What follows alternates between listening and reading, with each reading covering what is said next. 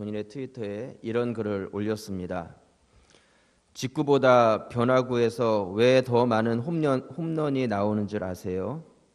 변화구는 치기는 더 어렵지만 치기만 한다면 더 큰 힘을 받고 더 많이 회전하면서 더 멀리 날아가기 때문입니다. 지금 내 앞에 남들보다 힘들고 어려운 변화구가 날아오고 있습니까? 축하드립니다. 당신에게 홈런을 칠 수 있는 멋진 기회가 주어졌군요. 유현진 선수가 이런 글을 트위터에 남겼다고 합니다. 혹시 여러분들의 현실의 삶 가운데 어렵고 힘든 상황을 만나고 있지는 않으십니까? 부정적인 생각을 갖지 마시고 긍정적인 마음을 가지고 방망이를 힘껏 휘둘러 보시기를 바랍니다. 그게 홈런이 될지 파울이 될지 땅볼이 될지는 모르겠지만 휘두르다 보면 홈런이 나오지 않겠습니까? 네, 우리 옆에 계신 분들하고요, 우리 한번 인사를 나누겠습니다. 휘둘러 봅시다. 이렇게 인사를 나누겠습니다. 네, 휘둘러 봅시다. 대답을 해주세요. 홈런입니다. 네.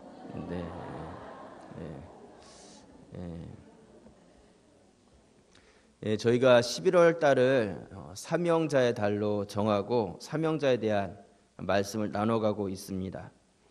2015년을 준비하면서 우리 모든 성도들이 사명자의 마음으로 나에게 주어진 사명이 있음을 기억하고 그 사명을 감당해가는 그러한 기회가 있기를 바랍니다.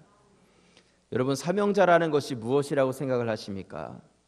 저는 사명자라는 것은 결과에 연연하지 않고 나에게 맡겨진 사역 아래서 힘껏 방망이를 휘두르는 사람이 바로 사명자다, 그렇게 생각을 합니다. 나에게 맡겨진 사명 안에서 결과가 중요한 것이 아니라 그 안에서 내가 힘껏 방망이를 휘두를 수 있는 사람이 사명자라는 것이죠.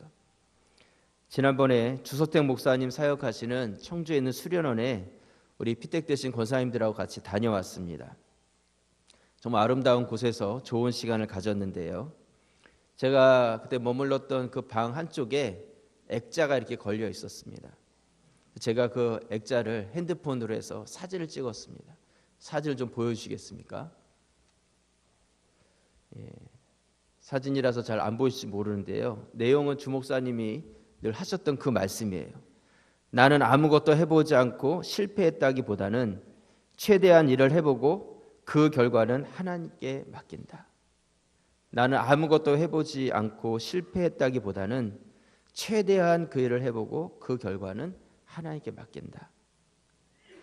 여러분, 성경에 등장하는 모든 사명자들은 결과에 따라서 움직인 사람들이 아니었습니다. 결과는 하나님께 맡기고 자기에게 주어진 현재의 사명에 최선을 다한 사람들이 바로 성경에 등장하는 사명자라는 것이죠. 그들이 성실하게 자기에게 주어진 사명을 힘있게 감당해 갔을 때 하나님께서는 그들에게 가장 좋은 결과들로 허락해 주셨습니다.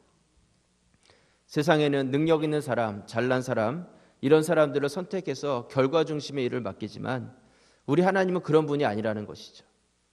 하나님께서는 모세가 나이 들어서 기력이 없고 나는 할 수 없습니다, 자신감이 없고 나는 말도 못합니다, 그렇게 이야기할 때 그럼에도 불구하고 그 모세를 들어서 사용하신 분이 바로 우리 아버지 하나님이시라는 것입니다. 기드온이 자신감이 없고 의심이 있을 때에도 그런 기드온을 붙잡아서 사용하신 분이 바로 우리 아버지 하나님이시라는 것이죠. 예수님의 제자들을 보면 평균보다 못한 사람들이 더 많았지만 그럼에도 불구하고 예수님께서는 그들을 구별하셔서 그들에게 사명을 주시고 그들을 통해서 주님의 일을 맡겨주셨다는 것입니다. 오히려 교만한 사람을 하나님께서 사용하지 않으셨어요. 잘난 사람들은 그 잘난 것 때문에 쓰임받지 못했지만 오히려 부족하고 연약한 자들이 성실하게 자신의 일을 감당하기 시작했을 때 아주 고귀한 사명자로 쓰임받게 되었다는 것입니다. 여러분, 저는 저희 가자제일교회 모든 성도들이 사명자들이 되시기를 바랍니다. 큰 배가 움직이기 위해서는요, 선장 혼자서는 절대로 그 배를 움직일 수가 없습니다. 아무리 노력을 해도 혼자서 그 배가 움직여지지 않아요. 각각 자신의 위치에서 어떤 사람은 줄을 잡고 어떤 사람은 줄을 풀고 어떤 사람은 스위치를 켜고 어떤 사람은 소리를 지르고 배 앞뒤에서 또 중간에서 배 밑창에서 자신의 역할들을 성실하게 감당할 때 그 배가 앞으로 전진해 가게 되는 것입니다. 여러분, 우리 가자제일교회도 마찬가지입니다. 저 혼자 살 수 없고 몇몇 사람이 할 수 있는 것이 아니에요. 우리 모든 성도들이 각자 위치에서 성실하게 사명을 깨닫고 그 사명을 감당해 가기 시작할 때에 우리 가자제일교회가 주님께서 보시기에 온전하고 건강한 교회로서 쓰임받게 되어지는 것입니다. 저는 우리 성도들이요, 교회 오시는 것이 기뻤으면 좋겠습니다. 기대가 되셨으면 좋겠어요. 내가 가면 뭔가 할 일이 있고 가서 그 일을 하면 보람이 있고 가치가 있고 내 인생의 의미를 발견하는 그런 은혜가 있기를 부탁을 드립니다. 그래서 교회에 오는 것이 발걸음이 즐겁고 토요일이 되면 마음이 설레는 그런 성도들이 되셨으면 좋겠어요. 여러분, 사명자가 되십시오. 이런 말을 들으니까 뭔가 목사님이 굉장히 많은 일을 시키려나 보다 그렇게 생각할지 모르는데 그게 아니에요. 우리가 주님 안에서 나의 사명을 발견하고 그 사명을 감당하면서 내가 이 땅에 존재하는 이유가 이것이구나, 나의 삶의 의미를 깨닫고 그 가운데서 기쁨으로 주님의 일을 감당하는 그런 사명자가 될 때 그것이 바로 나에게 유익이 되고 나에게 축복이 된다는 것이죠. 여러분들이 사명자가 된다는 것은 어떤 세상에서 오너들이 사람을 쓰고 그 사람의 모든 것들을 다 빼먹듯이 일을 시키려는 그런 것이 아니라 주님 안에서 내가 일을 하는 기쁨과 그 안에서의 즐거움을 누리는 그런 분들이 다 되셨으면 좋겠다는 것입니다. 저는 오늘 말씀을 통해서 이 사명자란 이란 제목으로 여러분들과 말씀을 나누려고 합니다.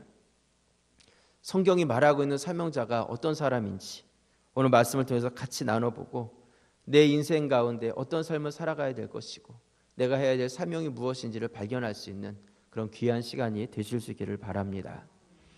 먼저 첫 번째로요, 사명자는 어떤 사람이냐면 복음으로 사는 사람이 바로 사명자입니다. 사명자는 복음으로 살아야 돼요. 요즘 기독교인이라고 하면서 기독교인 같지 않은 기독교인들이 많이 있습니다. 혹시 뜨끔하십니까? 나는 밖에 나가서 기독교인이라고 이야기하면서도 기독교인 같지 않은 기독교인들이 많이 있다는 것이죠. 여러분, 안타깝지만 오늘날 기독교가 만일 변질되었고 세상 사람들은 기독교에 대해서 개독교라고 이야기를 합니다. 저는 그 이야기를 처음 들었을 때에 세상 사람들이 교회에 대해서, 기독교에 대해서 참 부정적인, 적대적인 이런 생각을 많이 가지고 있구나, 그러면서 마음 아파했었어요. 그런데 이런 이야기를 자꾸 듣다 보니까 이제는 어떤 생각이 드냐면 이 세상 사람들이 우리 교회와 기독교를 염려하고 있구나, 이런 생각이 들어오기 시작했어요. 교회에 대해서 안타까운 마음을 가지고 교회가 다시 옛날과 같은 그런 모습으로 다시 한번 변화되기 원하는 그런 마음을 가지고 교회에 대해서 질책하고 있는 그런 안타까운 마음을 느낄 수가 있었다는 것이죠. 과거에는 교회가 세상을 염려하고 세상의 어두운 부분을 보듬는 일들을 교회가 감당했었는데 이제는 세상이 교회를 염려하는 시대가 되어버렸다는 것입니다. 여러분, 우리 기독교가, 교회가 왜 이렇게 염려스러운 존재가 되었다고 생각을 하십니까? 그 이유가 무엇이라고 생각하세요? 그것은 바로 교회 안에 번영신학이 자리를 잡았기 때문이에요. 번영신학이라는 것이 무엇이냐면 교회를 다니면 다 잘 된다는 거예요. 출세하고 성공하고 돈 잘 벌고 누구나 다 출세하고 싶죠. 누구나 다 성공하고 싶죠. 그렇지 않습니까? 여러분, 만약에 출세하고 성공하는 것이 그것이 바로 신앙이라면 성경에 나오는 예수님이나 바울이나 순교를 당했던 예수님의 제자들이나 이 사람들은 다 실패한 사람들이에요. 세상적으로 봤을 때는 전혀 성공한 사람들이 아니었다는 것이죠. 여러분, 교회가 쇠퇴하고 욕을 먹는 것은 교회 안에 이러한 성공주의, 번영주의 이런 것들이 교회 안에 자리 잡고 이 안에 들어옴으로 인해서 오히려 복음의 자리가 밀려나갔다는 거예요. 복음이 2순위, 3순위로 물려가고 복음이 중요한 것이 아니라 잘 되는 것이 중요한 그런 시대가 되어버렸다는 것이죠. 교회가 그렇게 되어버렸다는 것입니다. 그렇게 되었을 때 교회 가운데 힘을 잃어버렸다는 것이죠. 여러분, 성경을 보시면요, 성경에 예수님의 행적을 기록한 4복음서, 마태, 마가, 누가, 요한, 이 4복음서가 나오고 그 다음에 예수님 승천하신 이후에 우리 가운데 성령을 보내주시고 성령을 통해서 교회가 시작되는 사도행전의 말씀이 나옵니다. 이것이 바로 성경의 순서이고 역사의 순서예요. 먼저 복음이 이 땅 가운데 전해졌고 그 복음으로 인해서 이 땅 가운데 교회가 세워졌다는 것이죠. 여러분, 교회가 중요한 이유가 무엇이냐면 이 땅 가운데 그리스도의 복음이 전해질 수 있는 유일한 통로로서 교회가 사용되어지기 때문에 교회가 중요한 거예요. 복음이 이 땅 가운데 있는데 이 복음이 전해질 수 있는 그 통로가 바로 교회라는 것이죠. 그렇기 때문에 교회가 중요하다는 거예요. 그런데 교회 가운데서 복음이 사라져 버렸다고 생각해 보시기 바랍니다. 그렇다면 더 이상 교회도 필요 없는 거예요. 존재의 가치가 없어지고 존재의 목적이 사라지는 것이죠. 교회에서 복음이 빠져버리면 그 교회는 능력 없는 교회가 되어버리는 것입니다. 그런데 오늘날 교회들이 복음을 등한시하고 성공적인 것만 생각하기 시작했을 때 그 교회가 교회로서의 존재 목적을 잃어버리고 능력이 사라지고 세상이 염려하는 그러한 공동체가 되어버렸다는 것입니다. 여러분, 복음이 중요합니까? 교회가 중요합니까? 물론 둘 다 중요하다 이야기할 수 있겠지만 둘 중에 하나를 고르라면 당연히 복음이 중요한 것입니다. 우리가 얼마 전에 종교개혁주일 예배를 드렸습니다. 왜 종교개혁이 필요했어요? 중세 로마 가톨릭이 그 복음보다 교회를 더 중요하게 생각하기 시작했다는 것이죠. 교회가 복음을 중요하게 생각하지 않고 교회 자체의 이익, 교회 자체의 권리와 교회가 누려야 될 그 권위, 이런 것들만을 추구하기 시작했을 때 로마 가톨릭이 타락하게 되었고 이제는 그것이 더 이상 복음주의적인 그러한 공동체와 그러한 교회가 되지 아니하고 이제는 세상의 이익 집단, 영리 목적을 가진 그런 공동체가 되었다는 것이죠. 그렇기 때문에 교회에 개혁이 필요했다는 거예요. 복음이 사라지고 교회가 교회를 중심으로 하기 시작했을 때 더 이상 교회로서의 역할을 할 수 없었다는 것입니다. 성도도 마찬가지입니다.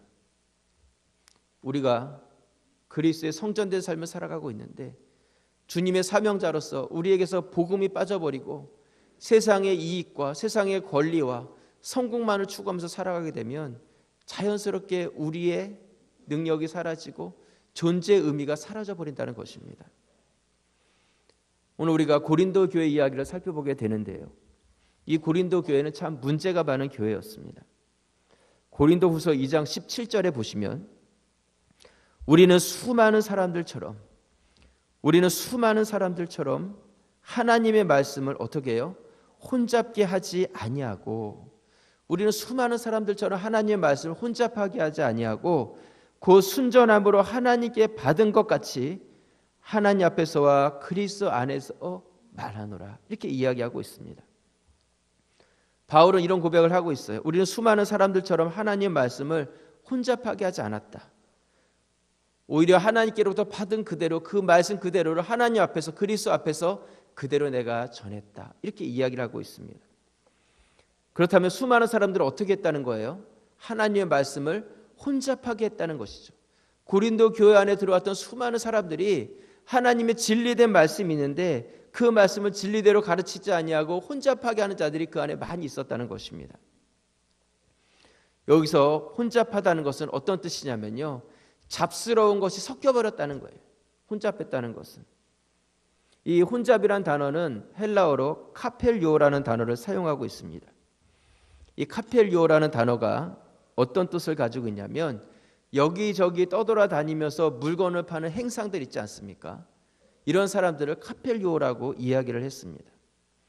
어떤 한 지역에 자리를 잡고 거기서 장사를 하는 사람들은 좋은 물건을 팔아야 됐어요. 만약에 여기서 물건을 사왔는데 물건이 불량품이거나 좋지 않은 물건이면 금방 소문이 납니다. 그 가게 가지 마, 물건이 좋지 않아. 우리 어머니도 얼마나 잘 아십니까? 어느 가게 가면 야채가 좋고 어느 가게 가면 생선이 좋고 다 알고 계세요. 이미 소문이 다 나 있다는 것이죠. 그렇기 때문에 지역에 있는 가게들은 좋은 물건을 갖다가 좋은 물건을 팔아야 됐어요. 하지만 떠돌면서 여러 곳을 다니면서 물건을 파는 행상들은 그렇지 않았습니다. 이 사람들은 불량품이나 가짜들, 이런 것들을 많이 팔았다는 것이죠. 왜냐하면 다시는 안 볼 사람이라고 생각하고 물건을 파는 거예요. 그러니까 좋은 물건을 파는 것이 목적이 아니라 뭐 거짓말을 하든지 뭐 어떤 수단과 방법을 가리지 않고 물건을 파는 것 자체가 그들에게 있어서는 목적이 되어 있었다는 것이죠. 그래서 이 사람들은 포도주를 팔 때에 포도주에다가 물을 3배를 섞어가지고 당시에 팔았다는 거예요.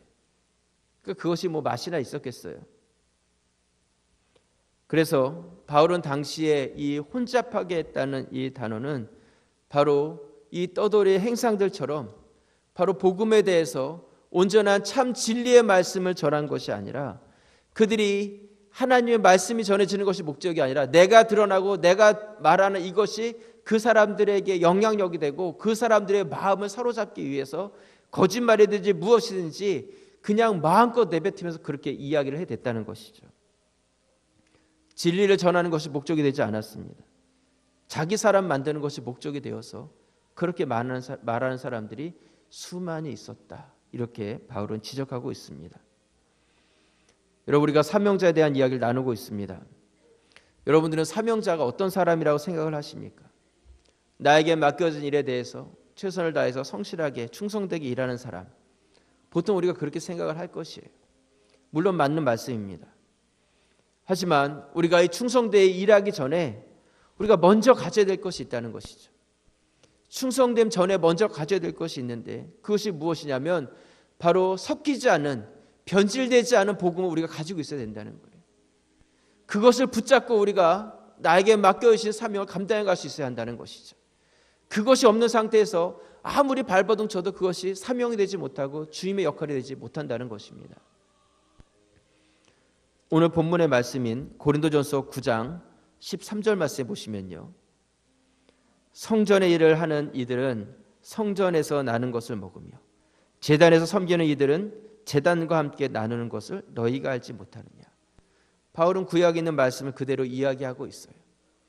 성전에서 일하는 자들은 다른 일을 하지 않고 성전에서 일하는 것만으로도 충분히 모든 것들이 다 공급을 받게 된다 이야기를 하고 있는 것이죠. 14절, 이와 같이 주께서도 복음 전하는 자들이 복음으로 말미암아 살리라 명하셨느니라. 그들이 복음을 전하는 것 그거 하나만으로도 모든 것들을 주님께서 다 책임져 주신다고 이야기하고 있어요. 15절, 그러나 내가 이것을 하나도 쓰지 아니하였고 또 이 말을 쓰는 것은 내가 이같이 하여 달라는 것이 아니라 내가 차라리 죽을지언정 누구든지 내 자랑하는 것을 헛된 대로 돌리지 못하게 하리라. 내가 여태까지 복음을 전하고 복음을 자랑하면서 여기까지 왔는데 내가 죽는다 할지라도 내가 전한 복음이 헛되지 않기를 원한다. 그렇게 이야기하고 있는 것이죠. 복음에 온전히 붙잡힌 바 된 바울의 고백을 우리가 느낄 수가 있습니다. 16절 말씀 같이 한번 읽겠습니다. 내가 복음을 전할지라도 자랑할 것이 없음은 내가 부득불할 임이라. 만일 복음을 전하지 아니하면 내게 화가 있을 것이로다. 바울은요, 사명자로서 나는 복음으로 말미암아 사는 자다 이야기하고 있어요. 내가 복음을 전할 때 죽을지라도 복음이 온전히 전해지기 원하고 내가 전한 복음이 변질되지 않기를 원한다고 그렇게 고백하고 있어요. 복음을 전하는 것은 사명자로서 당연한 것이기 때문에 그것이 나에게 다른 자랑이 되지 못한다. 그렇게 고백을 하고 있습니다. 이 고백 속에는 바울은 나는 복음 외에 다른 어떤 것, 그것이 중요하지 않았다. 그 고백이 이 안에 담겨져 있다는 것이죠. 사랑하는 우리 사명자 여러분, 복음이 중요하십니까? 여러분, 복음이 중요하십니까?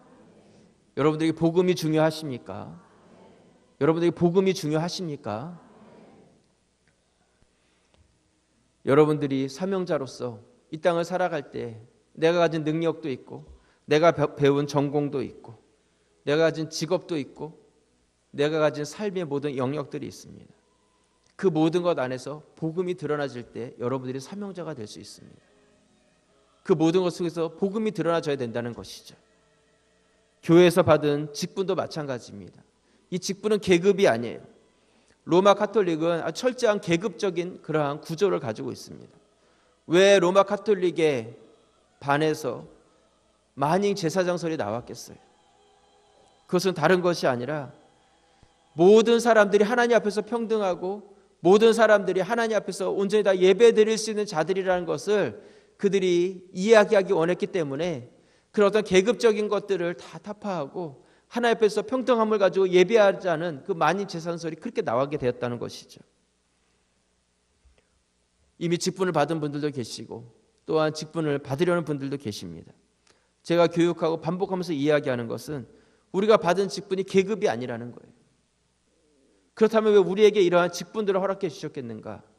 그 직분의 목적이 무엇이겠는가? 그것은 다른 것이 아닙니다. 그 직분을 통해서 우리에게 복음을 드러내게 하기 위해서 우리에게 직분을 주셨다는 것이죠. 그 직분을 위해서, 직분을 통해서 우리가 복음을 드러내야 한다는 것입니다. 나에게 주어진 직업도 마찬가지예요. 나에게 주어진 직업을 통해서 복음이 드러나져야지 사명자가 되는 것입니다. 내가 가진 재능을 가지고 복음을 드러낼 때에 거기서 우리가 사명자가 되어줄 수 있다는 것이죠. 내가 가진 물질을 통해서, 나의 가진 삶을 통해서 우리가 복음을 드러내는 삶을 살아가게 될 때 우리가 사명자의 삶을 살아가게 되는 것입니다. 여러분, 예수님께서는 사명자이셨습니다. 주님께서 사명자이셨어요. 복음 때문에 이 땅에 오셨고, 복음 때문에 이 땅을 살아가셨고, 복음 때문에 십자가를 지셨어요. 이제 우리 차례예요. 우리에게 남아있는 몫이 있다는 것이죠. 우리가 세상의 성공이 아니라 이 땅 가운데 주님께서 복음 때문에 살아가셨던 그 삶을 본받아서 살아간다면, 나도 십자가를 지고 주님을 뒤따라간다고 고백한다면 나에게 주신 삶의 모든 영역들 안에서 복음으로 인해서 그 복음을 드러내는 삶을 통해서 사명자의 삶을 감당해 가시는 그런 성도의 삶이 되시기를 주님의 이름으로 부탁을 드립니다. 두 번째로요, 사명자의 삶은 어떤 삶이냐면 받는 상에 연연하지 않는 사람이 바로 사명자의 삶입니다. 상에 연연하지 않는다는 것이죠. 고린도전서 오늘 9장 17절 말씀 보시면 내가 내 자의로 이것을 행하면 상을 얻으려니와, 내가 스스로 이것을 결정하고 복음 전한 일을 하며 상을 받는다는 거예요. 내가 자의로 아니한다 할지라도 나는 무엇을요? 사명을 받아노라. 이게 사명이다 이야기하고 있습니다. 18절 말씀 같이 한번 읽겠습니다. 그런즉 내 상이 무엇이냐? 내가 복음을 전할 때에 값없이 전하고 복음으로 말미암아 내게 있는 권리를 다 쓰지 아니하는 이것이로다. 바울은 내가 자의로 행하면 상을 받고 그렇지 않는다 할지라도 이것이 내가 마땅히 감당해야 될 나의 사명이다, 그렇게 이야기하고 있어요. 그렇기 때문에 내가 복음을 전할 때에 값없이 전했다. 무엇인가 상 받는 것을 기대하지 아니하고 이 세상 가운데서 무엇인가를 얻을까, 콩고물이 떨어질까, 그런 거 기대하지 않고 복음을 전했고, 나에게 주어진 여러 가지 권리들이 있겠지만 복음 전하는 것을 위해서 그 권리들을 사용하지 않았다, 그렇게 고백하고 있습니다. 그러면서 이 바울의 고백 속에 담겨져 있는 것은 무엇이냐면 바로 내가 복음을 전해서 무엇인가를 얻으려고 하는 그 상이 목적이 아니라 복음을 전하는 그 자체가 나에게 상이었고 복음을 전하는 그 자체가 나에게 기쁨이었다고 고백하고 있는 것이죠. 여러분들은 어떤 상을 바라면서 사명을 감당하고 있습니까? 내가 이런 거 하면 무엇인가 이렇게 행해 주시겠지, 무엇인가 이런 일이 나에게 이루어지겠지, 마치 기브 앤 테이크처럼 무엇인가를 내가 이렇게 드리고 내가 사명 감당함으로 인해서 무엇인가 세상 가운데서 얻으려는 그런 상을 기대하고 있지는 않으십니까? 여러분, 우리가 사명자로서 중요한 것은 무엇이냐면 먼저 이 세상에서 얻을 수 있는 상, 주시면 감사하게 받을 수 있겠지만 그것이 주어지지 않는다 할지라도 그것을 얼마든지 내려놓을 수 있는 결단이 우리 가운데 있어야 한다는 것입니다. 내가 사명을 감당하는 그 자체만으로도 우리가 충분히 만족할 수 있는 그 마음을 우리가 가질 때에 우리가 진정한 사명자가 되어진다는 것입니다. 오늘 17절에서 사명이란 단어가 나오는데요, 이 사명이란 단어는 헬라어로 디아코니아라는 단어를 사용하고 있습니다. 이 디아코니아라는 단어는요, 봉사, 섬김 이런 의미를 가지고 있습니다. 이 봉사와 섬김은 그냥 어떤 대가를 바라는 그런 종업원들이 팁을 바라면서 서브하는 어떤 그러한 봉사가 아닙니다. 이 디아코니아라는 단어는 어떠한 보상도 바라지 않는 섬김을 의미하는 거예요. 이 사명이라는 단어가 어떤 그 봉사하는 데서 어떤 대가를 기대하지 않고 바라지 않는 그러한 봉사를 디아코니아다, 이렇게 이야기한다는 것이죠. 예를 든다면요, 집에서 어머니들이 가족 식구들을 섬기지 않습니까? 가족을 위해서 저녁 식사를 준비를 합니다. 시장에 가서 장을 봅니다. 고기 2만 원, 상추 3천 원, 파, 양념, 반찬, 쌀. 저녁상을 차리는데 3만 원이 들었어요. 그렇다면 상을 차려놓고 밥을 먹는데 이야기를 합니다. 오늘 이 상을 차리는데 3만 원이 들었습니다. 아빠는 15,000원. 너는 얼마? 너는 얼마? 나도 먹었으니까 나는 얼마? 이래가지고 만약에 엄마가 거기서 돈을 받기 시작한다면 그것은 섬김이 아니라 식당이 되는 것이죠. 우리 어머니들 어떻습니까? 돈 받고 상 차리는 분 계십니까? 식탁을 준비하면서 어떤 보상도 요구하지 않습니다.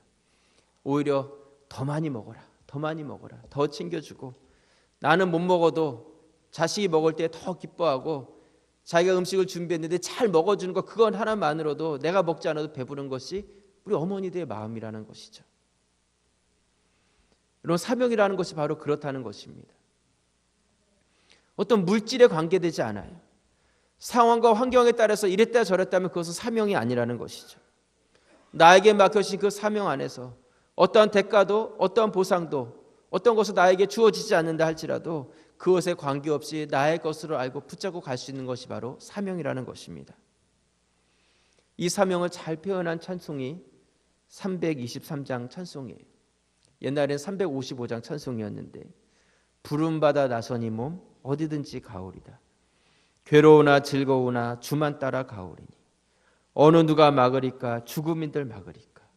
어느 누가 막으리까 죽음인들 막으리까. 2절은요, 악월골짝 빈들에도 복음 들고 가오리다. 소돔 같은 거리에도 사랑 안고 찾아가서 종의 몸에 지닌 것도 아낌없이 드리리다. 종의 몸에 지닌 것도 아낌없이 드리리다. 3절은 존귀 영광 모든 권세 주님 홀로 받으소서. 멸시천대 십자가는 제가 지고 가오리다.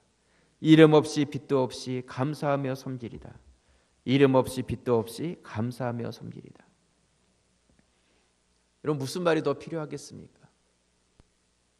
우리 손에 어떤 상이 쥐어지지 않는다 할지라도, 나의 이름이 드러나지 않고 내 빛이 드러나지 않는다 할지라도, 오늘 이 찬양의 가사처럼 복음이 드러나는 것, 그거 하나만으로도 만족하고 그 안에서 기뻐하는 그런 사명자, 우리가 그런 사명자의 삶을 살아가게 될 때 그 삶 자체가 우리를 감동하고, 또한 그 삶 자체가 우리의 삶 가운데서 의미를 찾고 보람을 찾고, 하루를 살아도 그 하루가 주님 안에서 가치 있는 인생이 되어질 것입니다.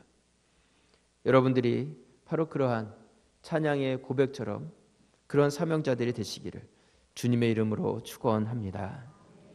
말씀의 결론을 내립니다. 제가 어떤 방송사에서 했던 설문조사에 대한 그 설문조사 결과를 방송으로 보여준 화면을 하나 보여드리겠습니다. 이 질문에 답을 아시는 분들은, 방송을 보신 분들은 좀 절제해 주시길 바랍니다. 질문이 뭐냐면요, 강남 엄마 60.4%가 내 자녀 성적이 오를 수만 있다면 네모에도 넣겠다. 이 네모 안에 들어갈 정답이 무엇인가? 강남 엄마 60.4%가 내 자녀의 성적이 오를 수만 있다면 내 자녀를 네모 안에도 넣겠다, 이 이야기를 했는데요. 정답이 무엇이냐면, 좀 보여주시겠어요? 네. 정답이 뒤주예요. 뒤주. 뒤주가 뭔지 아시죠? 네. 강남 엄마 60.4%가 내 자녀 성적이 오를 수만 있다면 내 자녀를 뒤주 속에라도 넣겠다, 이렇게 대답을 했다고 합니다. 현대판 사도세자죠. 여러분, 사도세자가 어떻게 됐습니까? 뒤주 속에서 죽었어요. 이 엄마들이 그걸 모르는 것이 아닐 텐데, 영조보다 더 독한 이 엄마들이 얼마나 많은지 정말 무서운 엄마들의 열정이다, 그런 생각을 갖습니다. 여러분, 복음이 성적보다 못합니까? 복음이 성적보다 못합니까? 네? 네. 하나님을 모르기 때문에 엄마들이 무조건 자녀들을 위해서 희생하고 섬기면서 그렇게 자녀들을 서브하지만, 결국은 엄마들이 가지고 있는 그 희생의 뒤에는 무엇이에요? 자녀가 뒤주 속에라도 들어가서 성적이 올라갔으면 좋겠다는 것이 바로 엄마들의 마음이라는 것이죠. 여러분, 이것이 엄마들의 사명이라고 생각하십니까? 내 자녀가 성적이 오르고 좋은 학교 가고 좋은 직장에 취업하면 그것이 바른 성적이라고 생각하세요? 바른 섬김이라고 생각을 하십니까? 이런 이야기를 들었어요. 경기고등학교, 혹시 거기 나오신 분들 계시면 죄송하지만 아주 유명한 학교지 않습니까? 학생들이 공부를 너무너무 잘한대요. 엄마가 그냥 아주 뼈 빠지게 뒷바라지를 해가지고 공부를 그렇게 시킨 거예요. 그래서 그 학생이 정말로 스카이 대학에 들어간 거죠. 정말 그 정도를 걸어서 대한민국 몇 % 안에 들어가는 그런 학생이 된 거예요. 그리고 그 학교를 졸업하고 그 다음에는 대기업에 당당하게 취업이 됐습니다. 얼마나 좋겠어요. 엄마가 다 이뤘다. 이제 내가 이 자녀를 정말 이 세상에 부럽지 않게 키웠다 이렇게 생각을 한 것이죠. 그래가지고 그 자녀가 취업을 하고 첫 월급을 받은 거예요. 얼마나 기대를 했겠어요. 내 아들이 이제는 빨간 내복 사와서 그동안 고맙습니다 어머니 하고 그 내복 주면서 정말 눈물 흘리면서 감사해하고 날 이렇게 해주셔서 감사합니다 그럴 거라고 기대를 했는데 아들이 찾아오질 않는 거예요. 아들이 월급을 받았으면 찾아와야 되는데 그걸 안 오는 거죠. 그래서 엄마가 며칠 기다리다가 전화를 했어요. 아들아, 너 월급 받았지? 첫 월급 받았지? 왜 내복 사들고 안 오니? 엄마가 이야기를 했어요. 아들이 했던 첫 마디가 뭔지 아십니까? 엄마, 나한테 더 이상 뭘 바라세요? 엄마, 나한테 더 이상 뭘 바라세요? 엄마 원하신 대로 내가 여기까지 다 살아서 지금 여기까지 와서 이렇게 됐는데 이제는 내 인생 내가 살고 싶습니다.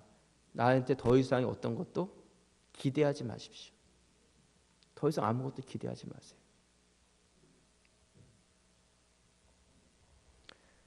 여러분, 여러분들이 무엇을 바라고 무슨 대가를 바라면서 사명자와 섬김의 삶을 살아가려고 하십니까?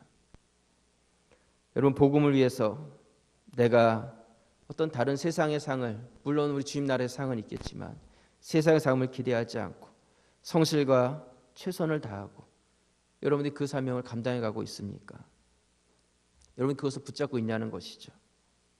그게 바로 사명인데 내가 어떤 것이 내 손에 쥐어지지 않는다 할지라도 내가 멈추지 않고 감당할 수 있는 그것이 사명인데 여러분들이 그 사명을 가지고 있냐는 것이죠. 주님 안에서 2015년을 앞두고요. 저희 교회에 사명자들이 필요합니다. 이런 사명자들이 필요해요. 내 생각이 아니라 하나님의 뜻을 구하면서 주님 안에서 복음을 위해서 헌신할 수 있는 그런 사명자들이 필요합니다. 저는 가자제일교회 담임 목사로서요. 요즘 퍼즐 맞히기를 하고 있어요. 목사님 뭐 게임을 하시나 뭐 생각을 하는데 게임을 한다는 것이 아니라 이제 2015년 계획을 세우고 있습니다. 예산이 제한되어 있어요. 교역자들도 제한되어 있습니다. 일꾼들도 제한되어 있어요. 이 제한된 예산과 교역자와 일꾼들을 이렇게 놓고 이것을 어떻게 퍼즐 조각을 맞춰가지고 하나의 완성된 그림을 만들 수 있을까? 그래가지고 막 퍼즐을 맞추는 거예요. 그래가지고 하나의 완성된 그림을 놓고 그것을 가지고 생각해 보면 이런 면은 좋은데 뭔가 부족한 것들이 보이는 거죠. 이게 아닌가 보다. 그래서 이걸 다시 하고 다시 퍼즐 조각을 또 맞추기 시작해요. 그래가지고 또 새로운 것을 또 하나 완성을 해서 보면 이쪽이 좀 보완돼서 그건 좋은 것 같은데 또 뭔가 또 부족한 게 있는 거예요. 완성되지 않는 퍼즐 조각을 가지고 있는 것이죠. 이렇게 해도 안 되고 저렇게 해도 안 되고 이렇게 해가지고 이야기해봐도 만족이 안 되고 저렇게 해가지고 이야기해봐도 불만이 있고 아무래도 잘 되어지지 않는 것이죠. 그래서 제 안에 어떤 생각이 드냐면 여러분 1000피스짜리 퍼즐을 맞춘다고 생각해 보세요. 그림을 막 맞춰가는데 중간에 퍼즐 조각이 한 50피스 정도가 없어졌어요. 퍼즐 조각이 없어요. 950개 가지고 1000개의 그림 조각을 맞추려고 하니까 아무래도 맞춰지지 않는 거죠. 이렇게도 맞춰지지 않고 저렇게도 맞춰지지 않고 마치 제 안에 어떤 그런 무력감이 생기는 거예요. 이렇게도 안 되고 저렇게도 안 되고 아무리 해도 되어지지 않는 어떤 무엇인가 이거는 절대로 안 되는 그런 그림을 내가 맞춰가고 있는 것은 아닌가 하는 그러한 답답한 마음이 들어올 때가 있어요. 하지만 우리 말씀을 준비하면서요. 그렇지 않다는 것을 깨닫습니다. 사랑하는 성도 여러분, 부족한 부분들, 교육자의 자리든 교사의 자리든 뭐 재정의 부분이든 우리가 사명자가 되면 되는 거예요. 부족한 50개의 피스는 여러분 한 분 한 분들이 나에게 주어진 삶의 영역들 안에서 사명자로서의 그 비전을 다시 한번 품고 주님 앞에서 열정을 가지고 그 일을 감당해 간다면 재정이든 어떤 부분이든지 모든 부족한 부분 하나님께서 다 채우실 거다 그렇게 믿습니다. 조각은 다른 데서 가져올 수 있는 것도 아니고 사올 수 있는 것도 아니에요. 우리가 나에게 준 사명이라는 것을 깨닫고 같이 마음을 합해서 같이 이 일을 머리를 맞대고 이루어갈 수 있어야 한다는 것이죠. 그러면서 그 안에서 우리가 보람을 얻고 기쁨을 찾을 수 있어야 한다는 것입니다. 사랑하는 우리 성도 여러분, 사명자가 되어주시기 바랍니다. 아멘이십니까? 사명자가 되어주시기 바랍니다. 사명자가 되어주시길 바랍니다. 기도드리겠습니다. 아버지 하나님,